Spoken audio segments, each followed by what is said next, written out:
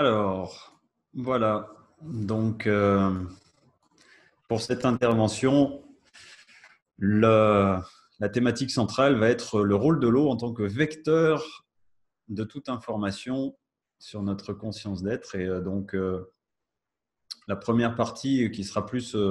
centrée autour de l'eau, je vais faire quelques rappels essentiels et rapides par rapport à l'eau, à la qualité de l'eau. Une deuxième partie qui sera plus centrée sur l'information de l'eau avant d'aborder plus en profondeur cette thématique spécifique de l'information, de l'eau en tant que vecteur d'information sur notre conscience d'être, puisque c'est plus Jean-Louis qui va aborder ça. Quelques informations sur qui nous sommes et d'où nous venons. Alors, en ce qui me concerne, je suis auteur-réalisateur de films documentaires sur l'eau, dont L'eau, la médiatrice, le premier film qui a traité du sujet de René Quinton, qui a travaillé sur l'eau de mer, Marcel Violet, sur la biodynamisation de l'eau, chercheur français, et Louis-Claude Vincent sur la bioélectronique. Et puis un autre film aquanime qui est spécifiquement dédié sur la dynamisation de l'eau. Et d'ailleurs, c'est à l'occasion de la réalisation du premier film, L'eau, la médiatrice, que j'ai rencontré Jean-Louis, il y a donc un peu plus d'une dizaine d'années, qui lui-même menait des recherches sur l'eau à travers sa technique de la Biomusic One. Voilà, par ailleurs, je mène des recherches indépendantes toujours sur ce sujet et ça m'a donné l'occasion de faire de nombreuses conférences sur la thématique de l'eau, également de créer l'association Water for World pour la purification de l'eau dans le monde et la conception des systèmes amylo. Voilà. Jean-Louis, si tu veux te présenter, tu peux… Oui, si tu veux, en quelques mots, j'ai été dans la musique, donc je suis auteur, compositeur, interprète et producteur de musique. J'ai monté mon label L'Oréal Musique en 95, donc ça fait 25 ans, et je me suis toujours intéressé à l'impact de la musique. Quand j'étais très jeune, je voulais être une star et je me suis rendu compte que quand je composais ou j'essayais d'avancer dans cet état d'esprit, mon corps me faisait comprendre que ce n'était pas la bonne chose à faire. Je vous passe les détails, mais ça rejoindra dont je vous parlerai plus tard. Mais j'avais vraiment des réactions au niveau du corps qui m'empêchaient littéralement de faire la musique. Quand je me mettais sur mon clavier pour composer, j'avais les boyaux qui me torturaient. Et quand je m'arrêtais, ça s'arrêtait. Le jour où j'ai compris que je devais faire la musique, pas pour mon ego et mon succès personnel, mais pour vraiment être au service de mon prochain, c'est là que tout est parti et que le véritable chemin a commencé.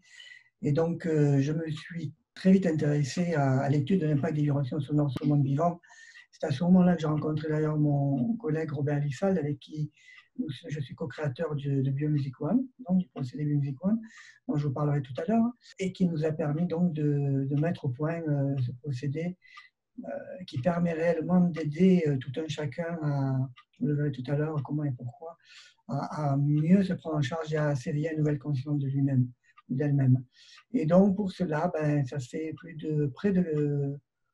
12-13 ans maintenant que je fais des conférences un peu partout dans le monde entier. J'ai fait plus de 500 conférences et ateliers en Europe, au Canada, en Russie. Et voilà, et nous avons aidé des dizaines de milliers de gens, et même des centaines de milliers de gens à ce jour, qui utilisent régulièrement la biomusique à trouver un meilleur équilibre bien-être et un meilleur capital santé-conscience, si je puis dire. Merci Jean-Louis. Alors, je vais poursuivre.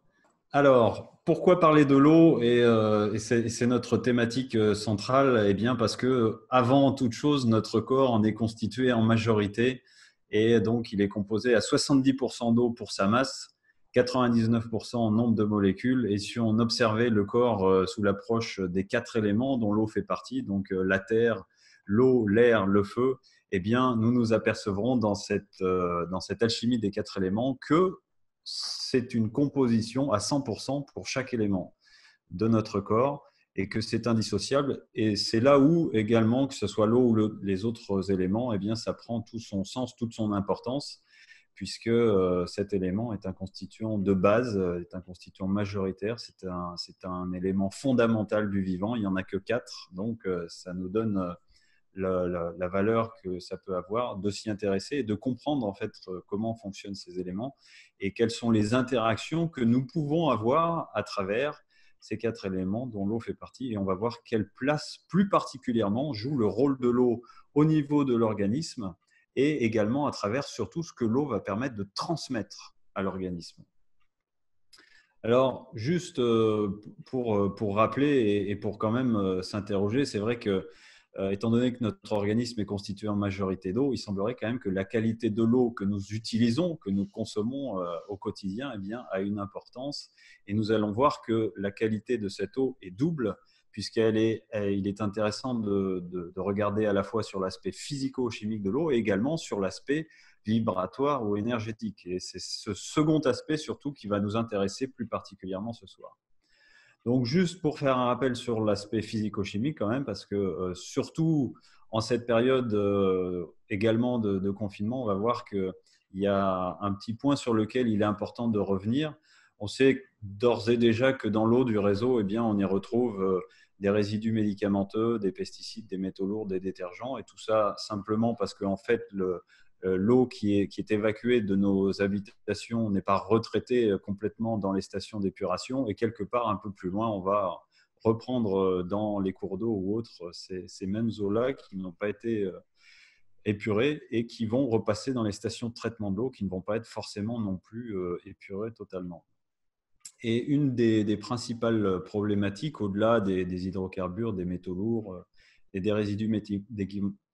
médicamenteux, c'est la problématique du chlore qui est importante et qui l'est d'autant plus en cette période-là où,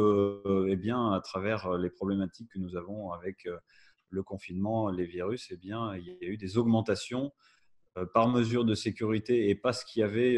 une utilisation moins importante de l'eau du réseau, notamment des entreprises, il y a eu une augmentation du chlore sur l'eau du réseau. Et cette augmentation, eh bien, elle n'est pas pour favoriser non plus la qualité de l'eau du point de vue de la santé, puisque c'est vrai qu'on nous dit que le chlore est un élément qui est là pour assainir l'eau. En fait, il est là pour détruire les bactéries qui peuvent se retrouver au cours du cheminement de l'eau dans les canalisations jusqu'à nos habitations. Mais il est important de rappeler que ce n'est pas parce qu'on parle du chlore comme étant un élément favorable pour l'assainissement de l'eau que pour autant il va être favorable pour notre organisme parce que le chlore est prévu spécifiquement pour détruire les bactéries. Et quand même, rappelons que notre organisme, on est constitué de milliards et de milliards, il y en a plus que des cellules, et que ces bactéries ont une utilité. Si nous n'avions pas de bactéries dans notre organisme, nous n'existerions pas, nous ne pourrions pas vivre purement et simplement. Et au-delà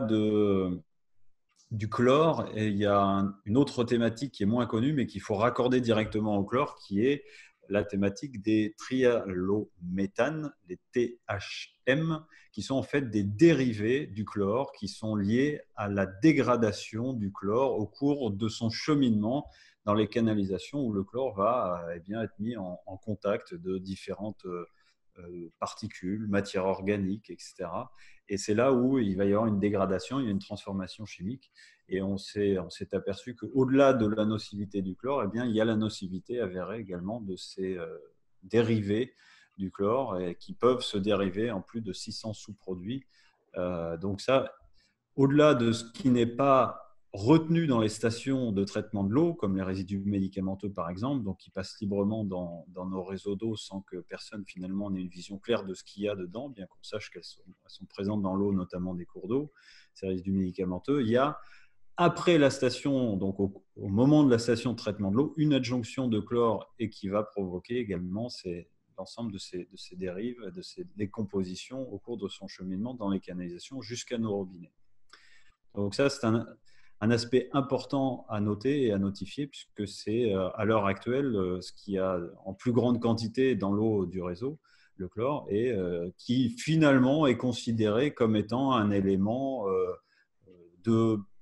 bonne qualité de l'eau, on pourrait dire, puisque si elle est chlorée, c'est qu'elle est saine. Mais entendons-nous bien sur les termes, ça ne correspond pas à des critères d'eau favorables à la santé. Alors, je ne vais pas en fait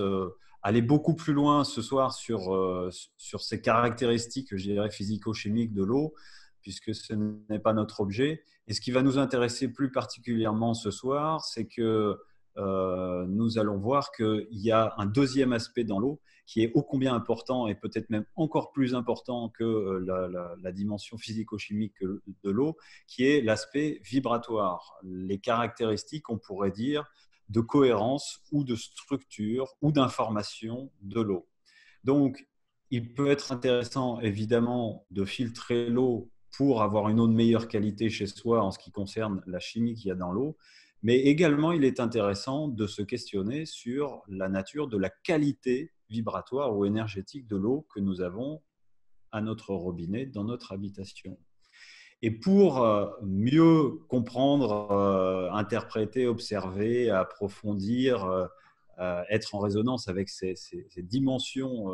je dirais, énergétiques ou vitales de l'eau, eh bien, il est intéressant d'aller voir du côté des propriétés cachées de l'eau, c'est-à-dire ce qui n'est pas mis en général directement en avant, notamment dans les grands médias quand on parle de l'eau, mais qui pour autant fait l'objet d'une multitude de recherches et d'expérimentations depuis des dizaines d'années à travers le monde.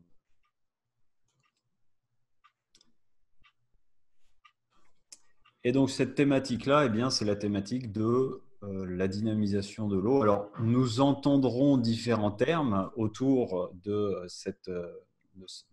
thématique. On pourra entendre parler d'eau vitalisée, d'eau dynamisée, d'eau énergétisée, d'eau structurée, d'eau informée, d'eau magnétisée, d'eau conscientisée, d'eau solarisée, etc., etc. Peut-être finalement y a-t-il autant de termes existants pour qualifier ces pratiques ou ces outils en relation avec l'eau qu'il y a d'expérimentateurs, d'utilisateurs ou d'outils eux-mêmes existants en fait pour agir sur l'eau dans cette dimension qu'on peut qualifier de vitale de l'eau. Et c'est ce que nous allons voir ce soir et vous verrez que, hormis les quelques informations que je vais vous communiquer sur ce sujet-là, eh bien, il y aura l'intervention de Jean-Louis qui apportera une autre coloration à cette dimension vibratoire, donc la sonore pour le coup, ce qui est moins courant, qui a également une action sur l'eau, puisque quand on parle de son, on parle de vibration, et on verra bien quelle nuance ça peut prendre également sur l'eau. Et donc là où nous irons plus en profondeur ce soir, c'est sur l'eau corporelle, l'eau intracellulaire, l'eau qui nous anime déjà à l'intérieur.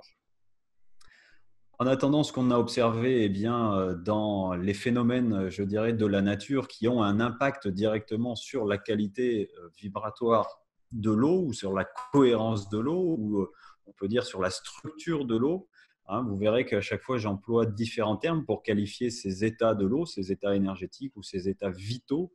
de l'eau, puisqu'on peut effectivement les qualifier ou les observer sous différentes formes, avec différentes nuances ou sous différents angles. Et ces termes comme la structure de l'eau, la cohérence ou l'information ou la dynamisation de l'eau, eh bien, ce sont des termes qui nous amènent à nous éveiller sur la compréhension qu'il existe des manières différentes, d'une part d'aborder le sujet et d'autre part en fait de le percevoir et de le comprendre. Et ce qui a été observé en fait en premier lieu dans la nature, eh bien, ce sont ces dynamiques tourbillonnaires. Et ça, c'est connu et repris depuis longtemps, même depuis l'Antiquité d'ailleurs. On pourrait parler des amphores, ces formes qui avaient exactement la forme du tourbillon, eh bien, qui avaient la particularité de mieux conserver le vin ou d'autres éléments qu'on pouvait mettre dedans. Et c'était lié justement à cette forme particulière qui crée une dynamique tourbillonnaire intérieure. Eh bien, cette dynamique tourbillonnaire qui crée ce qu'on appelle l'effet vortex, il est présent partout dans la nature et c'est en fait la dynamique utilisée par l'eau elle-même pour se structurer et se régénérer dans la nature, donc dans les cours d'eau. Observez par vous-même un cours d'eau et vous verrez qu'il se forme en permanence des centaines de tourbillons à droite et à gauche dans un cours d'eau. Et c'est d'ailleurs, ça fait partie des recherches de Theodor Schwenk, qui avait monté un laboratoire en Allemagne, dans la forêt noire, qui justement avait observé qu'au cours d'à peu près, alors je ne me souviens plus des distances, mais c'était plusieurs kilomètres de rivières, eh bien, il y avait une purification naturelle de l'eau qui pouvait s'opérer, et notamment à travers toutes les turbulences et les dynamiques tourbillonnaires de l'eau. qu'est-ce que toute cette dynamique tourbillonnaire, cet effet vortex génère de particulier au niveau de l'eau? Eh bien, il va lui permettre de créer une structure spécifique dans l'eau, et certainement que nous verrons avec Jean-Louis peut-être tout à l'heure des autres aspects de ce qu'on peut qualifier de structure à l'intérieur de l'eau quand on parle d'information. C'est une question très intéressante de s'interroger sur comment l'eau peut-elle exactement se structurer, s'agencer, s'organiser pour, eh bien, pour avoir des propriétés ensuite particulières. Le vortex va nous donner ici quelques éléments de réponse, puisque en fait, cette dynamique, cette forme particulière est présente partout, de l'infiniment grand à l'infiniment petit dans la nature, que ce soit les galaxies dans l'infiniment grand ou le noyau de l'atome qui est constitué d'une double dynamique tourbillonnaire qui forme une sphère qu'on appelle le tor ou le torus, la forme du torus, que vous pouvez voir sur ces images. Et donc, et à d'autres niveaux de la chaîne de la matière et du vivant, comme l'ADN par exemple, hein, et puis donc on l'a vu, les tourbillons dans les rivières, les cyclones, etc., et autres tourbillons même dans les mers et dans les océans qui permettent de générer des flux et des mouvements au niveau de l'eau extraordinaires, et bien, et qui lui confèrent des capacités particulières, des propriétés particulières, ce qu'avait aussi observé par exemple René Quinton dans l'océan Atlantique et au niveau de la Manche, où ces dynamiques tourbillonnaires permettaient d'avoir des phytoplanctons à ces endroits précis qui apportaient une biodisponibilité des éléments minéraux beaucoup plus importante, notamment pour l'organisme. Quinton a donc créé ces supports, ces eaux de mer favorables à l'organisme sur ces bases-là, hein, à l'endroit où il y avait ces formations tourbillonnaires. Eh bien, c'est une véritable question de s'interpeller sur mais comment se fait-il que en fait, la nature elle-même fonctionne avec ces dynamiques-là, de l'infiniment petit à l'infiniment grand. Donc, ce n'est certainement pas le fruit du hasard. Et évidemment, effectivement, ces espaces et ces ouvertures tourbillonnaires sont des capacités de transformation de la matière. Ce sont des moments en fait où la matière va pouvoir changer, on pourrait dire, d'état, c'est-à-dire passer d'un état à un autre, hein. On pourrait dire d'un état grossier à un état plus subtil par exemple, ou inversement, puisque en fait le vortex a deux sens et deux dynamiques. Il y a une dynamique qu'on appelle centripète, c'est-à-dire qui va de l'extérieur vers l'intérieur et qui va avoir une tendance à organiser la matière, et on a une dynamique centrifuge qui part de l'intérieur et qui va vers l'extérieur et qui va avoir donc tendance à déstructurer la matière. Et ces deux dynamiques sont présentes dans l'univers et ont toutes les deux leur importance et leur rôle à jouer, pas plus l'une que l'autre. En fait, c'est un équilibre au fond. Eh bien, quand la dynamique tourbillonnaire apparaît au niveau de l'eau, eh bien, c'est pareil, c'est ce qui va permettre de structurer ou déstructurer l'eau, en l'occurrence, par rapport à ce qu'elle pourrait contenir éventuellement, ou sa nécessité de retrouver une cohérence particulière. Je ne vais pas aller beaucoup plus loin sur cette thématique-là tout de suite, puisque nous allons l'aborder plus en profondeur à travers les dynamiques vibratoires conjointement à l'eau. Simplement pour vous indiquer qu'effectivement, il est possible pour une habitation de filtrer et vitaliser toute l'eau d'une habitation. Et en fait, la compréhension, l'observation de ces phénomènes-là, hein, dynamiques, vibratoires, tourbillonnaires, m'a permis à un moment donné d'en arriver à la conception d'outils de filtration et de vitalisation de l'eau pour les habitations. Donc sachez que c'est possible et que ça existe. Ce n'est pas l'objet de l'intervention de ce soir, mais voilà, l'idée c'est de voir qu'il est possible de purifier l'eau chez soi sur l'aspect physico-chimique, c'est-à-dire retirer l'ensemble des éléments chimiques qu'on peut avoir dans l'eau, et également sur l'aspect dynamique, énergétique, c'est-à-dire favoriser de ce point de vue-là la qualité de l'eau pour la rendre favorable à l'organisme, au vivant, pour permettre à l'organisme d'avoir une base permanente au quotidien, puisque nous buvons l'eau tous les jours, sur laquelle il peut s'appuyer pour être en pleine santé, ce qui devrait être en fait notre condition de base d'être humain, et ensuite être tout à fait à l'aise, comme par exemple quand il y a des problématiques virales importantes, ce qui arrive à certains moments. Nous allons maintenant aborder un petit peu plus en profondeur certains travaux et certaines observations faites par différents chercheurs sur l'impact des fréquences vibratoires sonores sur l'eau ou d'autres supports. Et dans je dirais, les deux plus connus et qui ont certainement le plus investigué le sujet jusqu'à maintenant, eh bien, nous avons le japonais Masaru Emoto, docteur en, en- en médecine naturelle, et un Allemand du nom d'Alexander Lauterwasser, qui portait ma foi bien son nom, puisque Lauterwasser, c'est l'eau forte, on pourrait dire, exprimée avec, voilà, avec force, avec beaucoup de son. Lauterwasser. Et alors, je vais commencer par les travaux des motos, puisqu'ils font partie des travaux souvent les plus connus au niveau international, puisque Masaru Emoto a écrit plusieurs livres et qu'il a en fait réalisé des milliers d'images, de prises de vue, de cristallisation d'eau. Alors, la technique de Masaru Emoto au départ est très simple, et donc vous verrez dans la présentation de Jean-Louis ensuite, eh bien que on peut reprendre cette technique-là pour faire des expérimentations, des tests avec différents, pour avoir une idée en fait on peut dire de la qualité de l'eau de ce point de vue-là. Euh, et donc Masaru Emoto, au départ, a pris des échantillons de différentes provenances. Ça pouvait être de l'eau du réseau, ça pouvait être des eaux de source,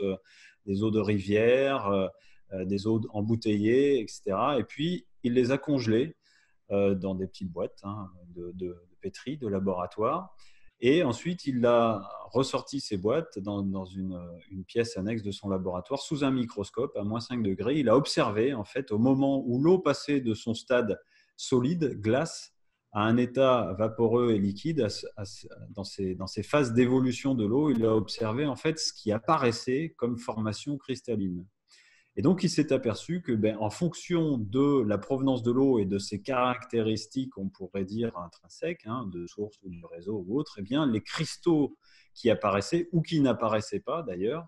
étaient directement liés en fait à la qualité de l'eau. C'est-à-dire que quand il prenait des eaux de source ou dans des environnements préservés et autres, il avait des belles formations cristallines comme certaines que vous pouvez voir en bas, où on peut voir Peace, Mozart, Love, etc., Imagine ou Thank You, on a en fait des formations cristallines qui sont plutôt équilibrées, qui sont plutôt géométriquement harmonieuses, structurées, où il y a des égalités au niveau des formes et des dimensions et de la structure géométrique elle-même. Et puis, quand il a pris des eaux du réseau, du robinet ou autres eaux de rivière qui pouvaient être polluées ou de lacs, etc., il s'était aperçu qu'il n'y avait pas forcément de formation cristalline qui apparaissait ou que ces formations cristallines étaient parfois complètement déstructurées ou inapparentes, un peu comme on peut voir l'image qui est tout à fait sur la droite ou celle qui est sur le bas, I Will Kill You, où en fait il n'y a pas de formation cristalline géométrique organisée apparaissante. Ce sont des formes en fait déstructurées, désorganisées. Et donc Masaru Emoto a poussé plus loin ses observations et ses recherches pour essayer de voir quelles étaient les influences que pouvait avoir l'environnement vibratoire sur l'eau. Donc il a sélectionné en fait des influences vibratoires diverses, sonores par exemple, au départ. Donc, il émettait de la musique en direction d'un échantillon d'eau, il faisait cristalliser, il observait. Et il a observé que, en fonction du type de musique qu'il pouvait émettre autour de ces échantillons d'eau, les cristaux différaient d'une musique à une autre. Alors, en général, plus la musique était douce, organisée, etc. D'ailleurs, on peut voir on a un cristal qui est lié à une symphonie de Mozart, là, sur la gauche, ou s'il mettait des musiques comme du métal, par exemple, les cristaux étaient plutôt déstructurés, désorganisés. Et il a été un peu plus loin, il a commencé à émettre des mots, des paroles en direction de ces échantillons d'eau. Et puis après, il a imaginé écrire des mots sur ces échantillons d'eau et toujours pareil, faire des cristallisations et observer. Et donc, il a obtenu comme ça des milliers de clichés de différents mots, de différents sons, de différentes vibrations, de sources, etc. et autres. Et ce qui a donc donné lieu à ces publications qu'il a pu faire sur le sujet. Il faut savoir quand même que Masaru Emoto a été assez contesté par la communauté scientifique parce qu'à un moment donné, il faisait des sélections parce qu'un même échantillon d'eau ne produisait pas forcément toujours le même cristal. Même si, par exemple, on prend le mot merci, le mot merci est exprimé même dans plusieurs langues, mais même dans la même langue, on ne va pas forcément toujours avoir le même cristal. Ce qu'on va observer, c'est qu'on a une tendance à avoir majoritairement toujours un cristal équilibré, structuré, avec une géométrie plutôt harmonieuse. Mais pour autant, ça ne va pas être tout le temps exactement la même forme. Et donc, à un moment donné, il y a aussi une sélection qui est faite par Masaru Emoto dans les cristaux. C'est pour ça qu'il a été décrié par la communauté scientifique, mais il y a eu d'autres expériences réalisées par Masaru Emoto qui ont montré que, quoi qu'il en soit, il y avait de toute manière un impact, en fait, une influence de l'environnement extérieur dirigé vers l'eau, et y compris de la pensée, et y compris de la pensée à distance sur un échantillon d'eau, et que ces vibrations émises dans la direction de l'eau d'un échantillon d'eau généraient des cristaux harmonieux ou disharmonieux en fonction du type de vibration, ou on peut dire d'énergie ou de fréquence qui était émise en direction de ces échantillons d'eau. Et en fait, ce que Masaru Emoto a montré, et là est tout l'intérêt de ses recherches, c'est qu'une fréquence ou une vibration harmonieuse va avoir tendance à créer un cristal harmonieux équilibré, et une vibration, une fréquence disharmonieuse, dissonante, va avoir tendance à créer un cristal déstructuré ou à ne pas créer en fait de cristallisation au niveau de l'eau, pas de cristallisation organisée apparente. Donc cet apport-là est quand même extraordinaire, au-delà des considérations purement scientifiques où la qualité des expérimentations et des interprétations n'était peut-être pas toujours à la hauteur de ce qu'aurait pu attendre la science. Il a quand même au moins démontré et montré au monde, puisqu'il est connu internationalement, qu'il y avait une influence, un impact de l'environnement extérieur dirigé vers l'eau, de l'impact de l'environnement vibratoire sur l'eau, et que cela jouait sur l'harmonie ou la disharmonie de l'eau, et que l'eau donc véhicule, puisque tout notre questionnement se trouve ici, c'est de savoir à un moment donné quel va être l'impact de ces vibrations éventuelles extérieures, mais également sur l'eau que nous allons boire, et même sur notre eau intérieure. C'est ce que nous allons voir ensuite avec Jean-Louis. L'auteur Vasseur a montré, en fait, à travers ses recherches, des choses qui sont un peu similaires, bien que ici ce soit plus centré sur des fréquences particulières, donc émises avec un appareil générateur de fréquences. Et l'auteur Vasseur, en fait, a surtout permis de montrer la relation existante entre certaines fréquences précises, au hertz près ou au dixième de hertz près, la relation donc entre ces fréquences précises et des formes géométriques apparentes. Et on voit notamment dans le film Water, le pouvoir secret de l'eau, à un moment donné, des parties de vidéos qu'a pris lui-même l'auteur Vasseur, qu'on peut d'ailleurs retrouver ici dans le petit rectangle bleu qui se trouve sur la gauche, où on a 8 images